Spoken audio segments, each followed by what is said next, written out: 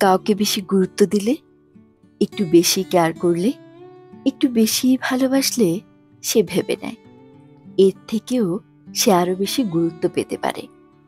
নিজের মধ্যে একটা অহংবোধ গড়ে তোলে। সে ভেবে নেয় অপর দিকের মানুষটা দুর্বল। ভেবে নেয় এর সাথে যা খুশি করা যায়, দুটো বাজে কথা বলা যায়, খারাপ ব্যবহার করা যায়, অপমান করা যায়, এমনকি অবহেলাও করা যায়।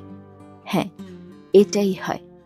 আর সে মানুষটা হাজার অবহেলা, অপমান সহ্য করেও, মুখ বুঝে মেনে নিয়েও তার কাছেই পড়ে থাকে।